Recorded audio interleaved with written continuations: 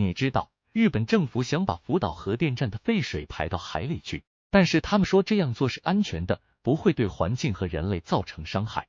他们还请了国际原子能机构的专家来帮他们检查，看看他们的做法是否符合国际的规范。这就好像是一个孩子想把自己的玩具扔到公园里，但是他先问了爸爸妈妈和老师，他们都说可以，那么他就觉得没有问题了。但是这样真的好吗？难道我们就不应该关心公园里的其他小朋友和动物吗？难道我们就不应该保护我们共同的家园吗？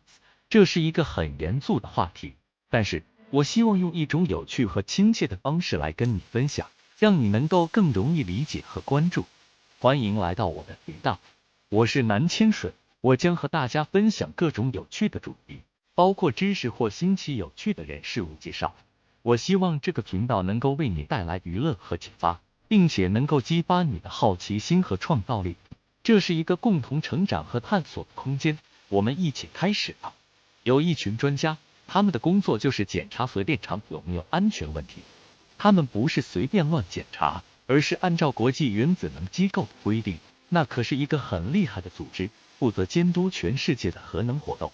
他们制定了一些安全基本原则、安全要求和相关的安全准则，就像是一本核电厂的安全手册，告诉我们怎么做才能保护自己和周围的人、动物和植物。这些专家就像是核电厂的医生，用这本手册来诊断核电厂的健康状况。如果发现有什么不对劲，就会提出建议和改进措施，让核电厂恢复正常运作。这样我们才能放心的使用核能，享受它带来的好处。日本有个计划要把核电厂的废水排到海里去，这听起来很可怕，对不对？但是他们说这是经过了很严格的技术评估，符合国际的安全标准，不会对环境和人类造成危害。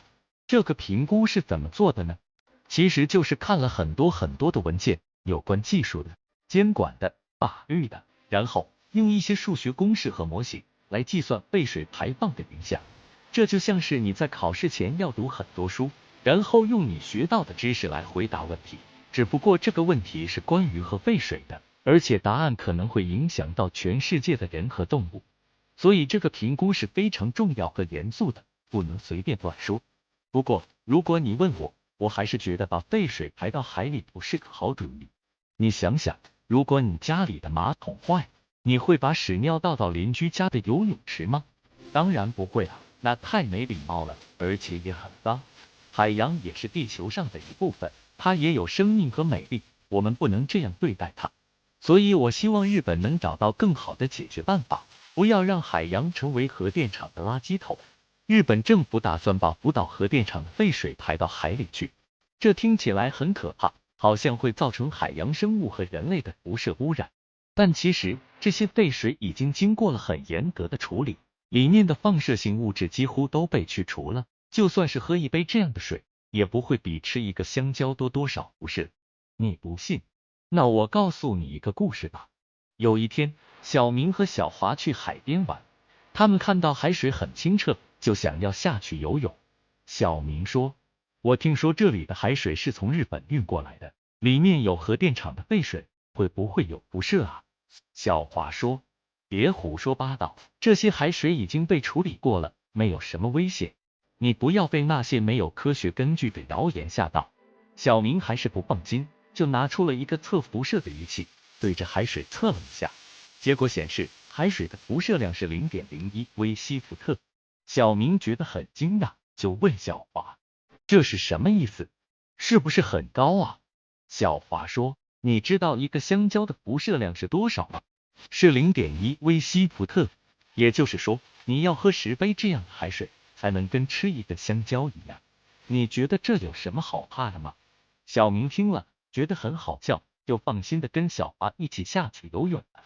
想象一下，你家的水管坏了，水龙头不停的滴水，你打电话集水管工，他说他要来修理，但是他不知道要多久才能来，你只好忍受水龙头的滴答声，还要担心水费会不会涨得很高。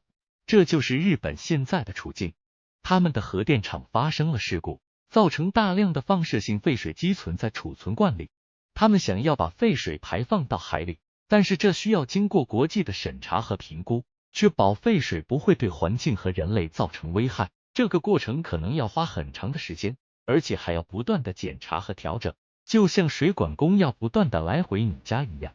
这样的故事你听得懂吗？我希望你能明白日本的困难，也能关心核能的问题。你知道吗？今年2023年5月，有一个很重要的报告出炉了。这个报告是由国际原子能机构 IAEA 发表的，它是关于日本福岛核电厂的废水问题的。你可能还记得，10年前，日本发生了一场大地震和海啸，造成了核电厂的严重损坏，并且释放了大量的放射性物质。这些物质污染了周围的环境，也让核电厂里面积累了很多的废水。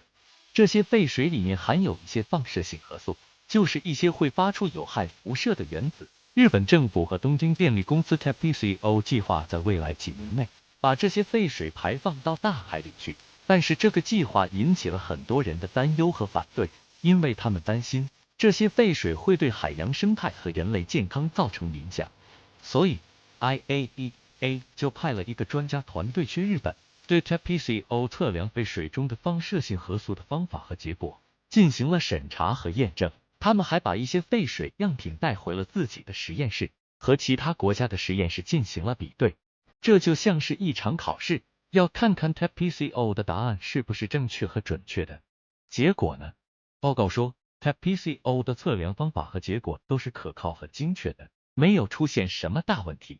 这就意味着 TEPCO 有能力掌握废水中的放射性核素的情况，并且可以按照国际标准来处理和排放它们。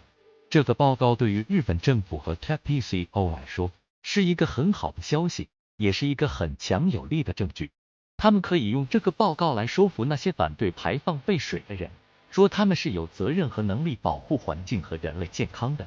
但是这个报告并不意味着排放废水就没有任何风险或影响。IAEA 也提醒日本政府和 TEPCO 要继续监测和评估废水中的放射性核素，并且要公开和透明的向国际社会和公众报告他们的计划和行动。而且他们还要加强与其他国家和地区的沟通和合作，特别是那些与日本相邻或受到影响的国家和地区，比如中国、韩国、台湾等等。只有这样，才能建立起信任和理解，才能让排放废水这件事情变得更加平稳和可接受。你可能觉得这件事情跟你没有什么关系，但其实不然。我们都生活在同一个地球上，同一个海洋里，同一个生态系统里。我们都需要关心和保护我们的环境和健康，不管是自己的还是别人的。所以，我们应该关注这个报告，了解它的内容和意义，并且支持 IAEA 和其他国际组织和机构在这方面的工作和监督。当然，如果你对这个报告有什么疑问或意见，你也可以随时向 IAEA 或者日本政府和 TEPCO 提出，让他们听听你的声音。这样，我们才能共同为我们的地球和海洋做出贡献，让它们更加美丽和安全。你知道吗？日本要把核电厂的废水排到海里，这可不是开玩笑的事。不过别担心，国际原子能机构说了，他们会一直盯住日本，不让他们乱来。